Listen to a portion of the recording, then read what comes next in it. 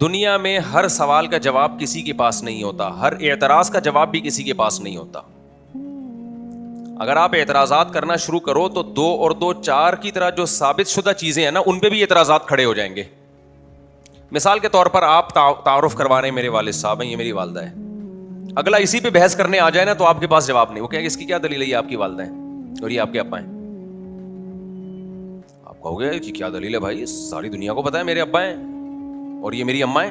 اچھا, اس کا مطلب ساری دنیا جھوٹ بولے تو مان لو گے؟ سمجھ رہے ہو, ساری دنیا جھوٹ بولے تو مان لو گے. پھر آپ دلیل دے رہے ہو نہیں بھائی ساری دنیا جھوٹ کیوں بولے گی, اس میں کیا مفاد ہے. بلکہ وہ اعتراض کرے گا ساری دنیا سے سنا ہے تم نے تو محلے والوں سے سنا ہے, اپنے رشتہ داروں سے سنا ہے, یہ تمہارے ابا, یہ تمہاری امی. آپ جو بھی جواب دیں گے آگے والا ایک نیا سوال کھڑا کر دے گا. تو اس کا طریقہ یہ ہے ہی نہیں. آپ بولو اس کی کیا دلیل ہے, یہ تیرا باپ ہے, یہ تیری ماں ہے, تو اس کی دلیل لے آ تو میں اس کی بھی دلیل لے آؤں گا. اور جتنے اعتراضات وہ آپ کے ابا ہونے پہ کر رہا ہے نا, وہ سارے اس کے ابا ہونے پہ کر دو. ہو سکتا ہے وہ پہلے سے تیاری کر کے بیٹھا ہو, ڈی این اے رپورٹ لایا ہو. کچھ ایسے بھی ہوتے ہیں شرارتی, ان کو پتا ہے کہ یہ الٹا مجھ سے پوچھے گا, تو آپ نے بالکل شرمندہ نہیں ہونا. وہ لے آیا ڈی این اے رپورٹ کی, یہ میرے ابا ہیں, یہ میری اماں ہیں. آپ بولو اس کی کیا دلیل ہے کہ یہ صحیح ہے, یہ رپورٹ کیا ہے, صحیح ہے. وہ کہے گا یہ اتنا بڑا ہاسپٹل ہے. آپ بولو اس کی کیا دلیل ہے کہ اتنا بڑا ہاسپٹل ہوتا ہے وہ ہمیشہ صحیح کہتا ہے, جو چھوٹے ہاسپٹل ہوتے ہیں وہ جھوٹ بولتے ہیں, اتنے بڑے ہاسپٹل ہمیشہ صحیح کہتے ہیں. اس کی کیا دلیل ہے؟ نہیں آئی بات, میرا خیال ہے. تو کچھ چیزیں طے شدہ ہوتی ہیں, ان کو ماننا پڑتا ہے کہ یہ ٹھیک ہیں. پھر اگر ان پہ کوئی اعتراض ہو, اس کا آپ کے ذہن میں جواب نہ ہو, تو انسان یہ کہہ دیتا ہے اس وقت ذہن میں جواب نہیں ہے, دیکھ کے بتاؤں گا. اس سے اس دعوے کا, اس چیز کا غلط ہونا ثابت نہیں ہوتا اگر آپ کو جواب نہیں آتا. اسلام ایک طے شدہ حقیقت ہے, اسلام کے علاوہ کوئی مذہب ہے ہی نہیں. اب اگر اسلام پہ کوئی اعتراضات اٹھ رہے ہیں تو ہو سکتا ہے کچھ اعتراضات کے آپ کو جواب ذہن میں ہو, کچھ کے جواب ذہن میں نہ ہو, لیکن اس کا یہ مطلب تھوڑی ہم اسلام کو چھوڑ دیں. بھائی سوال پیدا ہوتا ہے اسلام چھوڑ دیں تو آلٹرنیٹ کیا ہے, آپ بتاؤ. آپ جس چیز کی طرف دعوت دے رہے ہو, اگر اسلام پہ 4 اعتراضات ہیں تو جس کی طرف آپ دعوت دے رہے ہو اس پہ 4000 اعتراضات ہیں. جیسے آپ کو میرے ابا پہ اگر شک ہو رہا ہے تو آپ کے ابا پہ, تو میرے ابا پہ 3 دفعہ شک ہو رہا ہے تو آپ کے ابا پہ 6 دفعہ شک ہو رہا ہے. ہمیں سمجھ میں آ رہی ہے بات کہ نہیں آ رہی ہے؟ مجھے آپ کے ابا پہ نہیں ہو رہا ہے, ایک مثال دے رہا ہوں. تو طے شدہ چیزیں جو ہوتی ہیں نا, طے شدہ چیزیں, اس میں یہ نہیں ہوتا کہ اشکالات اس کو. اچھا, طے شدہ چیزیں کسے کہتے ہیں؟ آپ کیسے کہہ سکتے ہیں آپ نے یہ طے کر لیا ہے کہ یہ میرے ابا ہیں؟ طے شدہ چیز اس کو کہتے ہیں. دنیا میں کچھ اصول پوری دنیا میں متفق ہیں, ساری دنیا نے مانے ہوئے ہیں. خوب سمجھ لو کہ جو چیز خبر سے ثابت ہوگی, نیوز جسے کہتے ہیں, تو اگر وہ خبر واحد ہے, 2-4 آدمی بیان کر رہے ہیں, تو اگر وہ سچ جھوٹے نہیں ہیں اور اس خبر کے بیان کرنے میں ان کا کوئی مفاد نہیں ہے, تو اس خبر کو مان لینا واجب ہے. اگرچہ اس کے جھوٹے ہونے کا امکان ہوتا ہے, لیکن اس کو جھوٹا قرار دینا ہٹ دھرمی اور ضد ہے. یہ ایک اصول ہے, بہت اہم اصول ہے. اللہ کرے یہ کھوپڑی شریف میں آ جائے. ایک صاحب تھے بڑے ملحد قسم کے, لبرل قسم کے, مجھے کہنے لگے کہ یہ مسلمانوں نے عربی زبان کی حفاظت کی ہوئی ہے, یہ صرف مذہب کے چکر میں. اب دیکھو یہودیوں نے بھی قوم کو ٹینشن میں ڈالا ہوا ہے, اپنی عبرانی زبان کو محفوظ رکھا ہوا ہے. یعنی مذہبی لوگ نا اتنی, اب جو زبان دنیا میں رائج ہے نہیں, عربی تو خیر 20 ملکوں کی زبان ہے, عبرانی بہت کم ہے. تو یہودیوں نے خام خام اپنے بچوں کو پریشان کیا ہوا ہے, عبرانی سکھاتے ہیں. یعنی وہ مذہب کو وہ کر رہے تھے کہ یہ یہودی, عیسائی, اسلام سب ایسے ہی ہے معاذ اللہ. میں نے ان سے کہا, میں نے کہا بھائی دنیا میں 3 ہی قومیں ہیں بڑی, یہودی, عیسائی اور اسلام, اور ان کی ٹوٹل آبادی ملا کے دیکھی جائے نا تو آدھی آبادی سے زیادہ یہی ہیں. اور یہ تینوں اس بات کو مان رہے ہیں کہ پیغمبر دنیا میں آئے تھے, ابراہیم بھی آئے, یعقوب بھی آئے, اسحاق بھی آئے, موسیٰ بھی آئے. اور مذہب سے جنونی حد تک محبت کرتے ہیں یہ لوگ. بائبل اب تک ہے, بے شک تحریف شدہ ہو, لیکن نام بہرحال باقی ہے, اور ساری تحریف شدہ بھی نہیں ہے. ابھی تک چرچ کھلے ہوئے ہیں, جاتے ہیں دنیا. یہودیوں کے عبادت خانے کھلے ہوئے ہیں, وہ اسرائیل پر قبضے کی کوشش کر رہے ہیں کہ جی سلیمان علیہ السلام نے بنایا تھا. پھر مسلمان بھی مانتے ہیں ایسا ہوا تھا. تو یہ دنیا کی اتنی بڑی قوم غلط چیز پہ جمع نہیں ہو سکتی. غلط کا مطلب کہ ایسی چیز جس کا سرے سے کوئی وجود ہی نہ ہو. جھوٹ بول کے اتنی بڑی قوم کو پریکٹیکلی, عملی دنیا میں عملی دنیا میں نہیں لایا جا سکتا. اس کا مطلب عیسیٰ ابن مریم پیدا ہوئے تھے, ان کو اللہ نے معجزے دیے, یہودیوں نے ان کا انکار کیا, عیسائیوں نے ان کو مانا. موسیٰ علیہ السلام, یعقوب علیہ السلام, یہ جو تواتر کے ساتھ سینکڑوں ہزاروں سال سے یہ ایک چیز چلی آ رہی ہے, آپ اس کے وجود ہی کا انکار کر دو, یہ کھوپڑی تسلیم نہیں کرتی. خیر میں جلدی سے بات کو سمیٹتا ہوں. خبر جو ہے نا, خبر خوب سمجھ لیں, یہ جو باتیں میں کر رہا ہوں یہ کامن سینس کی باتیں, پوری دنیا میں یہ مانی جاتی ہیں, اس کا اسلام اور غیر اسلام سے تعلق نہیں ہے. دیکھو, اسلام کو سمجھنے کے لیے کچھ چیزیں پہلے بیسک ہوں گی جو اسلام سے ہٹ کے ہوں گی. اسلام سے ہٹ کے ہوں گی نا یار, کیسے سمجھائیں. دیکھو, میں نے عدالت میں یہ دعویٰ کیا کہ یہ سچا آدمی ہے, جھوٹ نہیں بولتا. عدالت کہتی ہے دلیل لے کر آؤ, اس کے گواہ لے کر آؤ جو یہ بتائیں. میں اسی کو گواہ بنا کے پیش کر دوں کہ یہ کہہ رہا ہے میں جھوٹ نہیں بولتا, یہ گواہی معتبر ہوگی؟ ہم نے جب یہ ثابت کرنا ہے کہ اسلام سچا مذہب ہے تو اسلام ہی کو پیش کر سکتے ہیں کیا ہم؟ کیا ہو گیا بھائی؟ تو اسلام کے علاوہ کیوں پیش کرنا پڑے گا نا.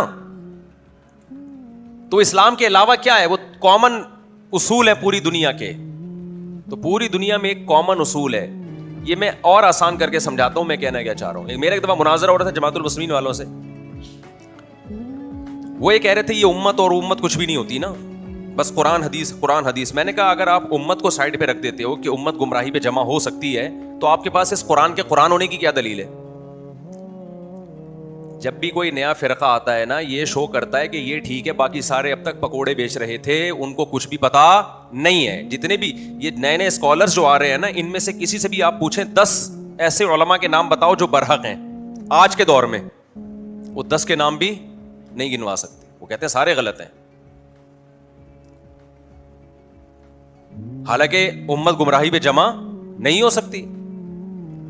تو میں نے ان سے کہا کہ جماعت المسلمین والوں سے کہ آپ نے 1975 میں جماعت المسلمین کی بنیاد رکھی ہے, اس سے پہلے تو اس ٹائپ کی کوئی جماعت تھی نہیں, تو سارے غلط تھے اس کا مطلب, اور امت گمراہی پہ جمع نہیں ہو سکتی. کہہ رہے ہم قرآن کو مانتے ہیں. میں نے کہا قرآن کو ماننے کے لیے ضروری ہے پہلے امت کو مانو آپ, ورنہ یہ اس کی کیا دلیل ہے کہ یہ وہی قرآن ہے جو ہمارے نبی پہ نازل ہوا تھا؟ ہو سکتا ہے امت نے گمراہی پہ جمع ہو, قرآن ہی چینج کر دیا ہو. کیا ہو گیا میرے بھائی؟ بھائی ہو سکتا ہے یہ وہ والا نہ ہو, ایم علاقے کوئی دور میں ہوا ہو, بادشاہ سلامت نے آرڈر جاری کیا, سارے مولوی بک گئے. جیسے یہ لوگ کہتے ہیں سارے بکے ہوئے مولوی ہیں, تو آج تھوڑی ہو سکتا ہے پہلے ہی بک گئے ہوں. ارے یہ جو نئے نئے اسکالرز آ رہے ہیں یہ زبان سے نہیں کہتے, لیکن عمل سے تو اور ان کی تقریروں سے یہی پتہ چلتا ہے کہ یہ ٹھیک ہیں اور سارے کیا ہیں غلط ہے نا. تو سارے بکے ہوئے ہیں اور سب 2 نمبر اور یہ سب وغیرہ وغیرہ. تو میں نے کہا کہ یہ جو قرآن آپ کو جن لوگوں نے دیا ہے یہ امت, اس کی کیا دلیل ہے کہ وہی قرآن؟ انہوں نے کہا یہ تو دلیل یہ ہے کہ لا ریب فیہ, قرآن کہہ رہے اس کتاب میں کوئی شک نہیں ہے. میں نے کہا اس کا مطلب ہم بھی کوئی کتاب لکھتے ہیں اس کے اندر لا ریب فیہ لکھ دیتے ہیں کہ اس میں کوئی شک نہیں ہے, تو کیا وہ بھی شک سے بالاتر ہو جائے گی؟ پہلے اس آیت کا تو اللہ کا کلام ہونا ثابت کرو نا میرے بھائی. ابے کیا ہو گیا آپ لوگ کو بھائی؟ پہلے یہ ثابت کرو کہ یہ آیت بھی اللہ نے کہی ہے اور لا ریب فیہ اسی یہی والے قرآن کے بارے میں کہی ہے جو میرے ہاتھ میں ہے.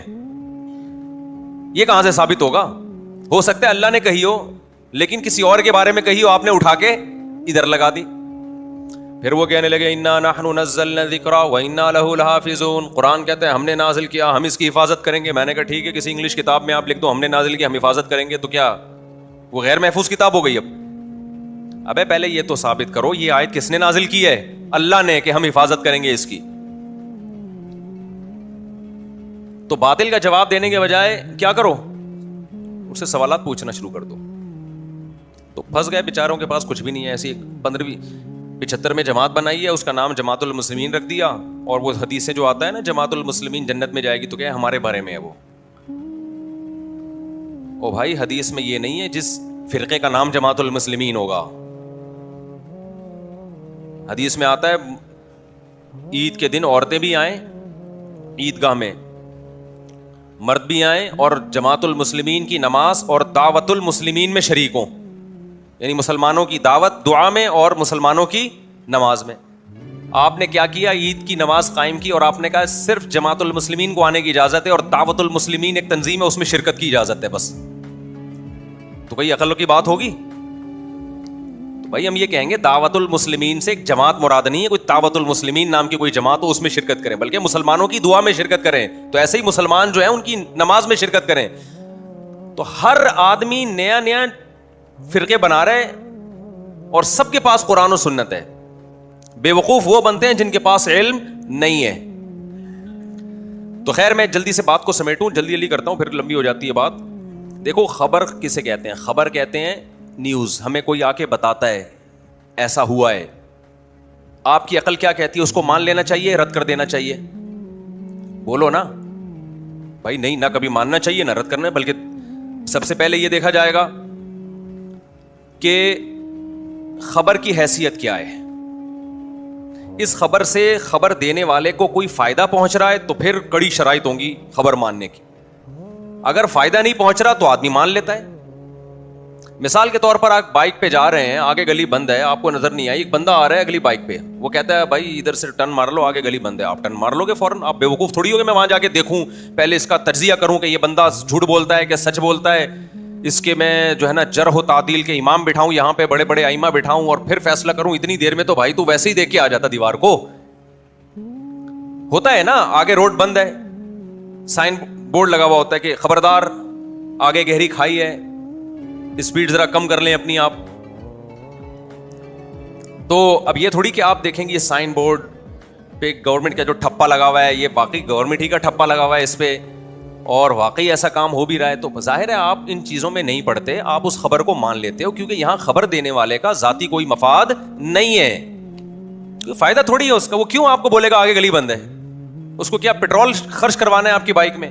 تو ایسی خبروں کو ہم آنکھ بند کر کے مان لیتے ہیں, حالانکہ اس میں جھوٹا ہونے کا 1% امکان ہوتا ہے, لیکن اس امکان کو ویلیو نہیں دی جاتی. اگر کوئی ویلیو دے رہا ہے تو ضدی ہٹدرم ہے, وہ پاگل ہے وہ.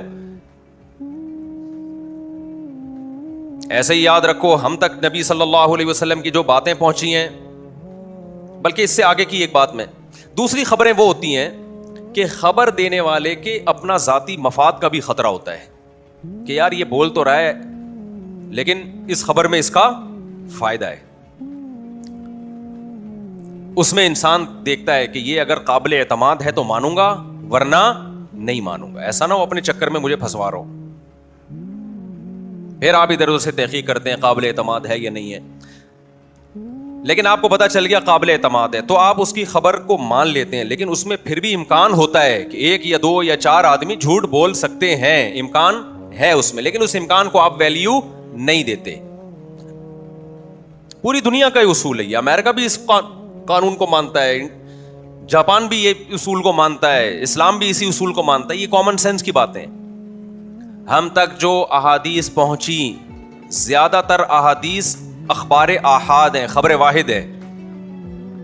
نبی صلی اللہ علیہ وسلم نے یہ فرمایا, نبی نے یہ فرمایا, نبی نے یہ فرمایا, یہ ہم تک سندیں چلتی ہیں. حدثنا فلان قال حدثنا فلان قال, امام بخاری بتاتے ہیں مجھ سے فلاں نے بیان کیا, مجھ سے فلاں نے بیان کیا. امام ترمذی, امام ابو داؤد, ابن ماجہ, مسلم, یہ سارے محدثین ایک سند پیش کرتے ہیں, مجھ سے فلاں نے بیان کیا, مجھ سے فلاں نے بیان کیا, مجھ سے فلاں نے بیان کیا, اور نبی صلی اللہ علیہ وسلم نے یہ فرمایا. یہ بھی نیوز ہے, یہ بھی کیا ہے, یہ بھی خبر ہے. اس کے بھی وہی اصول ہوں گے جو کامن سینس کے اصول ہیں. اسلام نے الگ سے اس کو قبول کرنے کے کوئی اصول نہیں بیان کیے. کیا اصول ہے بھائی؟ نبی پہ اس بات کا امکان تھا کہ کوئی بندہ جھوٹ بھی بول سکتا ہے اپنے فائدے کے لیے, کیونکہ اس زمانے میں حدیث جب کوئی بیان کرتا اس کی بڑی ویلیو تھی. لہذا محدثین نے اصول بنایا کہ جب تک کسی شخص کے سچا ہونے کا قوی امکان نہ ہو اس وقت تک اس کی حدیث کو نہیں لیا جائے گا, تاکہ کوئی جھوٹ نہ بول دے نبی پہ. لہذا ہم جب دیکھتے ہیں حدثنی فلان, ان تمام فلان کا اسماء الرجال میں تجزیہ کرتے ہیں تو ان کے اس دور کے لوگوں کے تبصرے پڑھتے ہیں, فلاں نے اس کے بارے میں کیا کہا, فلاں نے کیا کہا, فلاں نے کیا کہا. بھائی ثابت ہو گیا یہ قابل اعتماد ہیں, یہ ثقہ ہیں, یہ حدیث کے بڑے امام ہیں, یہ جھوٹ نہیں بولتے. لہذا جب حدیث کے راوی, اس میں بڑی لمبی بحث ہے, میں تو عوام کے لیے سمیٹ رہا ہوں, صرف اتنا نہیں ہے علم. اصول حدیث صرف اتنی سی ہلکی چیز نہیں ہے جیسے آج کل یوٹیوب پہ اسکالرز آ رہے ہیں نا بیٹھ کے یہ حدیث صحیح ہے, یہ حدیث ضعیف ہے. اتنا آسان کام نہیں ہے. اصول حدیث میں باقاعدہ تخصص ہوتا ہے, 1 سال 2 سال کا, پورے سال پڑھا جاتا ہے. اور آج کل کے اسکالرز نے 1 مہینہ بھی نہیں پڑھا, پورے سال تو دور کی بات, اور فیصلہ کر رہے ہوتے ہیں یہ ضعیف ہے, یہ کیا ہے, صحیح ہے. ان کو اصول حدیث کی الف بے نہیں پتا. آپ ان سے پوچھ لیں حدیث صحیح کی تعریف بتاؤ, وہ نہیں پتا ہے. اردو کتابیں دیکھی ہوئی ہیں اور مجتہد بنے ہوئے ہیں اور کہہ رہے ہیں یہ ابو حنیفہ, شافعی, ان کو فالو کرنے کی ضرورت نہیں ہے, اب اب اسلام آ گیا, اب اوریجنل اسلام. حالانکہ ایک عربی عبارت نہیں پڑھ سکتے وہ. عربی سیکھنے میں ہی 2 سال لگتے ہیں. مجھے عربی گرامر پڑھنے میں 2 سال لگے ہیں, اور ٹوٹل عربی گرامر ہی پڑھی ہے ہم نے اس دوران. اور کتنی پڑھی ہے یہ میں اس لیے کہہ رہا ہوں کہ جو آج کل لوگ مولوی کہتے ہیں ان کو آتا کچھ نہیں ہے. ہم جب مدرسے میں گئے تو صبح 7 بجے سے کلاسیں شروع ہوتی تھیں عربی گرامر کی, اور عصر سے مغرب چھٹی, دوپہر 1.5-2 گھنٹے کا قیلولہ, اور اس میں کھانے کا ٹائم نکال لیں, اور رات 11 بجے چھٹی. سارا دن پڑھتے ہی رہتے تھے. 2 سال صرف کیا پڑھی ہے؟ عربی گرامر. عربی زبان, عربی گرامر دنیا کی مشکل ترین گرامر میں سے ایک گرامر ہے. اور پھر صرف گرامر پڑھنے سے نہیں آ جاتی زبان, صرف گرامر پڑھنے سے نہیں آ جاتی. اس کے بعد پھر سارا سلیبس عربی میں ہے. وہ پھر آپ وہ کتابیں جب عربی میں پڑھتے ہو, ہم نے دور حدیث تک مجھے نہیں یاد پڑتا کبھی کوئی اردو کتاب ہم نے دیکھی ہو.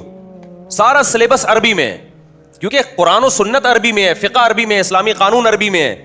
صدیوں پہلے جو علماء گزرے ہیں یا جتنی احادیث ہیں وہ اردو میں تھوڑی ہیں, نہ انگلش میں, وہ تو عربی میں ہے. تو جس عالم کو عربی عبارت پڑھنی نہیں آتی وہ مجتہد بن کے لوگوں کو گائیڈ کر رہے ہوتے ہیں, وہ لوگوں کو حلال و حرام کے مسائل بتا رہے ہوتے ہیں. تو یہ قیامت کی علامت ہے یا نہیں ہے؟ بخاری مسلم کی حدیث ہے, نبی نے فرمایا کہ ان اللہ لا يقبض العلم انتزاعا من صدور العلماء ولكن يقبض العلماء. اللہ تعالیٰ علماء کو اٹھانا شروع کر دے گا. فَإِذَا لَمْ يَبْقَ عَالِمٌ, جب عالم, یا لم يبقي عالمًا بھی, یا لم يبقى عالمٌ بھی, جب علماء ختم ہو جائیں گے, اتخذ الناس جہالا رؤوسا, لوگ جاہلوں کو سردار بنائیں گے. فافتوا بغیر علم, بغیر علم کے وہ فتوا دیں گے لوگوں کو, جو آج کل ہو رہا ہے. آپ کہہ سکتے ہو تو دلیل سے بات کر رہا ہے. تو حدیث میں آتا ہے کہ لوگ ان کو فالو کریں گے, ان جاہلوں کو. کیوں کریں گے؟ اس لیے کہ لیبل لگایا ہوا ہوگا انہوں نے, لیبل اچھے لگے ہوئے ہوں گے, لیکن چونکہ عامی آدمی خود عالم نہیں ہوتا, اس لیے اس کے لیے غلطی پکڑنا بڑا مشکل ہوتا ہے کسی ایسے اسکالرز کی جو اس کو الو بنا رہا ہے. وہ الو سیل کا لفظ آ نہیں رہا تھا, جو میں اسٹاپ ہوا نا تھوڑا سا, میں نے کہا الو کے علاوہ کچھ, لیکن آیا نہیں, بنا بھی الو ہی رہا ہوتا ہے.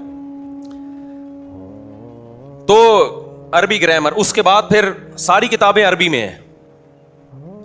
تو 8-9 سال. ہاں یہ ضرور ہے کہ کتابوں کی عربی بولنے سے, آپ نے بہت سے ڈاکٹر دیکھے ہوں گے نا, سارا سلیبس انگلش میں ہے نا میڈیکل سائنس کا. اب ایک ڈاکٹر آیا کہ میں جناب میڈیکل سائنس میں بڑا ماہر ہوں. آپ نے کہا سر یہ میڈیکل سائنس کی کتاب ہے, ذرا اس کی ایک لائن آپ پڑھ کے, یا یہ دوا ہے اس کو انگلش میں ذرا پڑھ کے بتا دیں, کیا اس کی حفاظتی تدبیریں جو انگلش میں لکھی ہوئی کیا ہے, اس کو پڑھا ہی نہیں آ رہا. 20 غلطیاں کر رہا ہے. آپ کہو گے یار ڈاکٹر صاحب آپ نے کیا پڑھا ہے 4 سال MBBS میں, کیا اردو میں کتابیں پڑھی ہیں آپ نے یا پنجابی میں پڑھی ہیں؟ وہ کہے یار اصل میں ایکچولی میں نے انگلش سیکھی ہی نہیں ہے. ابے بھائی تمہارا, ہم نہیں کہہ رہے کہ تمہیں انگلش بولنی آنی چاہیے. اسپیکنگ پاور تو بالکل ایک الگ چیز ہے. بولنے کی طاقت پیدا ہونا, وہ تو جب تک آپ پریکٹس نہیں کریں گے.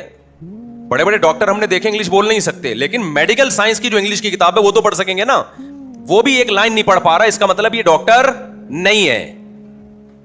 اردو بولتا ہے بھائی ایک دم فرفر, لیکن جہاں کوئی ہدایات آ جائیں وہ دوا کا نام غلط پڑھ رہا ہے,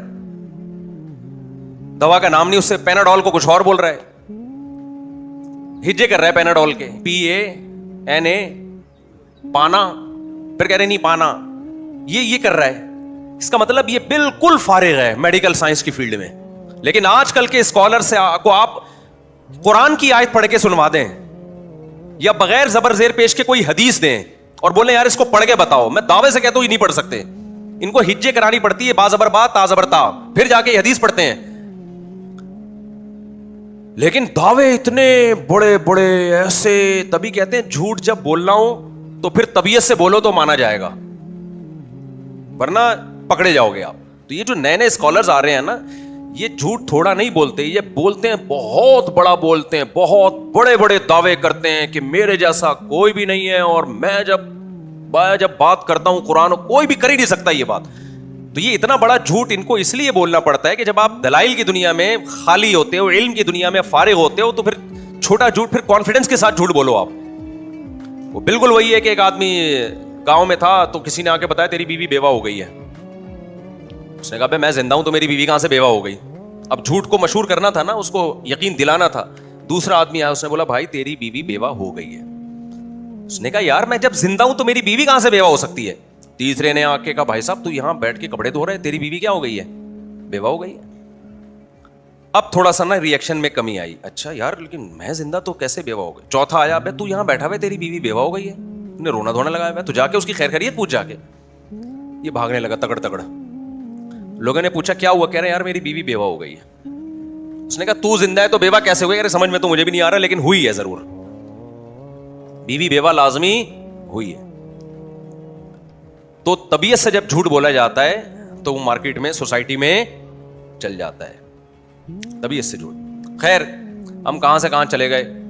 تو علم دین جو دینی مدارس میں حاصل کیا جاتا ہے وہ بچوں کا کھیل نہیں ہے بھائی. 8-9 سال 10 سال پراپر وے میں, ہاں کوئی طالب علم پڑھا ہی نہ ہو پھر وہ مدرسے کا قصور نہیں ہے. جیسے یونیورسٹیوں میں اچھے اچھے کالجز میں بھی کچھ ہوتے ہی ہیں ایسے جو پڑھتے ہی نہیں ہیں, لیکن نصاب غلط نہیں ہے, سلیبس غلط نہیں ہے.